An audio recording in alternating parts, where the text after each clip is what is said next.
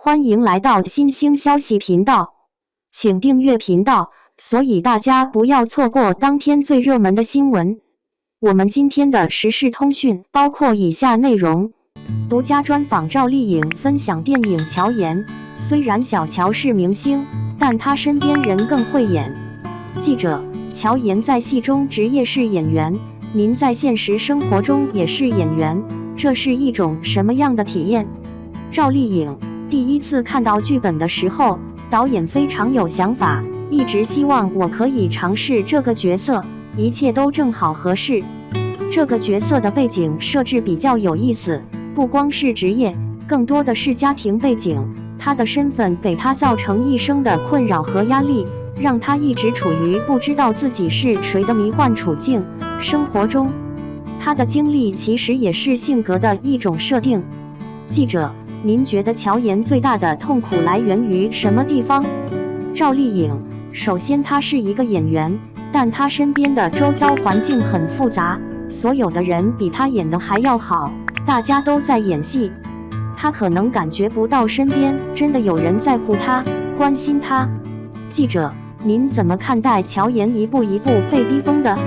赵丽颖：乔妍的压抑当然是有的，比如戏中经纪人跟演员的关系属于控制和利益下的步步紧逼，再加上乔妍的姐姐又找过来，她又被勒索，各方面的压力都会使到她处于非常迷茫和压抑的状态，一步一步被逼疯了。这样说有些夸张，应该说是情绪上的崩溃。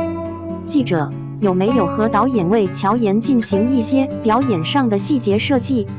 赵丽颖：导演是一个比较追求自然的人，他对于表演都是属于我们怎样自然就怎样来诠释，最终在他的镜头里会呈现出看得最舒服的状态。电影是导演的艺术，我们在进组之前，导演不管是从剧本还是从每一场戏里要出来的镜头画面，已经设计得很精巧了。记者：这次拍戏要说云南话，有没有什么学习心得？赵丽颖：我是北方人，学习云南话也是扎扎实实体验了一把，学下来觉得我又掌握了一门技巧，以后可以学习更多的方言了。因为这个戏我们学了1个月左右，口音很难掰，学习初始可能我们说出来就一直找不着调，但在片场休息的时候，我们也会跟剧组同事用云南话对话。掌握了技巧之后，又熟悉了一段时间，就觉得非常有自信。不管说得标不标准，我们都很有自信自己讲出来。记者：怎么看待乔妍和姐姐的关系？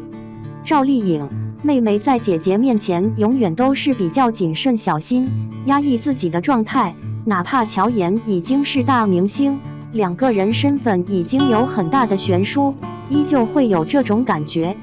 在亲人面前，她始终是妹妹，大乔也始终是姐姐，姐妹就是这样。记者：这次跟辛芷蕾合作有什么样的感受？赵丽颖：我们这次相处的时间比较短，而且戏份里欢乐的时光比较少，全部都是那种我们需要带着各自的心事来交流。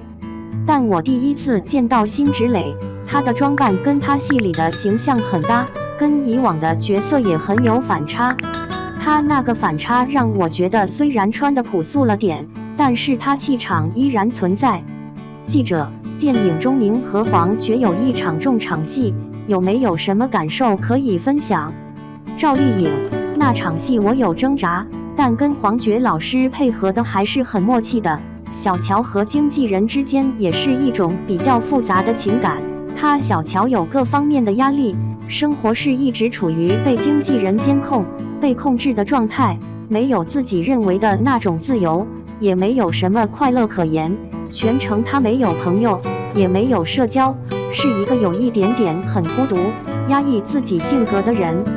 记者：电影中有一场戏中戏，您和王子薇那场用针管道具厮打的对手戏，可以分享下吗？赵丽颖：那场戏是非常激动的对手戏，所以针管不是道具，是真的。其实王子薇比我还害怕，因为他当时真的要扎下去，毕竟是那么紧张激动的戏，躲避针头肯定是人的本能反应，但我觉得这场戏最重要表达的其实这些都没什么，最害怕的是人心，不是这些道具。这也是第3次跟王子薇老师合作，希望他像片中方磊一样，能抓住自己的机会。2. 乔妍有没有心事不知道，但赵丽颖应该要有心事了。赵丽颖、辛芷蕾、黄觉、董宝石、安田等领衔主演，豆瓣尚未开分，推荐指数2星，正在影院热映，根据自己的需要去看。演员阵容真的很哇塞，都是实力派。在预告片里多是宣传赵丽颖和辛芷蕾他们的对手戏。赵丽颖饰演的乔妍是炙手可热的当红女明星，从北京火到缅甸。当演员足够有话语权，就能掌控电影的调度。作为女主的乔妍说大特写太多，观众就会把注意力放在她的脸上。经纪人直接打电话给导演调整。既然知道大特写会影响观众的注意力，为什么还要这么多大特写？还有，真的不觉得赵丽颖这个妆造很不适合她吗？还有电影里的电影，那个绿色假发，我都不想提了。赵丽颖在电影里最多的镜头就是一边抽烟，一边发呆。从电影的开始到结束就是如此，再加上时不时的发癫。一切的原因就是她的身份不是自己的，她不是真的乔妍。辛芷蕾饰演的大乔，她是真的乔妍，是乔妍的姐姐。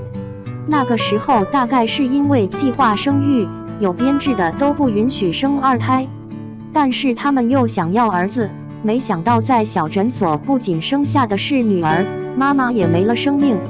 小乔就这样一直被养在外面，没人知道的自己也是爸爸的孩子。在中学时代，姐姐大乔恋爱了，她想和恋爱对象私奔，就和妹妹互换身份，而这一换就是10几年。现如今姐妹俩已是天壤之别，妹妹北漂已成为大明星，开洋车住洋房，姐姐身怀6甲还在被追债，老公更是下落不明。她来了北京，见了妹妹，心情很复杂，但她更想找到老公。但是再插一句，她不是没有身份证吗？怎么坐火车？电影也尽可能的让他们发生摩擦，比如在寒冷的冬天，姐姐进不去家门，妹妹也没有把密码给她，在送给她的手机里装定位，在家里装监控，让姐姐偷穿妹妹的衣服，让姐姐反复提她能拥有，今天都是她给的。可是这些桥段没有一个连接点，显得生硬且刻意。快进到后半段，很显然姐姐从来都没有觉得这些东西属于自己，她坚定认为这些珠宝首饰和漂亮衣服都是妹妹的，这和前半段的设定完全就矛盾的。而且姐姐从来没有伤害妹妹，她在前半段还在 diss 妹妹有心计，这显然都是冲突的。辛芷蕾的这个角色，除了恋爱脑的设定立住了，其他完全立不住啊。董宝石饰演的余亮，大乔的老公，真的是彻头彻尾的渣男。就想问姐姐到底喜欢他啥啊？赌博被追债，把老婆一个人留在缅甸跑路，敲诈妹妹，骗老婆去骗妹妹的钱，还卖女儿。不过老舅的演技还真的不错，这妆造也差点没认出来。黄觉饰演的沈浩明，应该是经纪公司老板，他俩的关系很微妙，有点像恋人，但更多应该就是合作关系。最后那场打戏，就是问真的不是在闹着玩吗？这体型差，黄觉还能被打成那样，还是黄觉舍不得打啊？但是看起来到后面也不像啊。小乔看到很多人在夸酒桌那段戏，小乔也不多说，玉总酒量是真差，一杯红酒就醉成这个样子。片场的戏，小乔也不想评价什么了，投资方的权利也都是老生常谈的事了。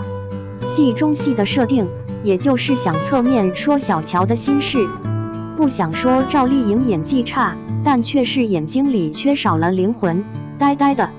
还有，请不要碰瓷女性主义，但凡看了电影的就知道，他没有打出这种宣发，何尝不是在消费女性主义？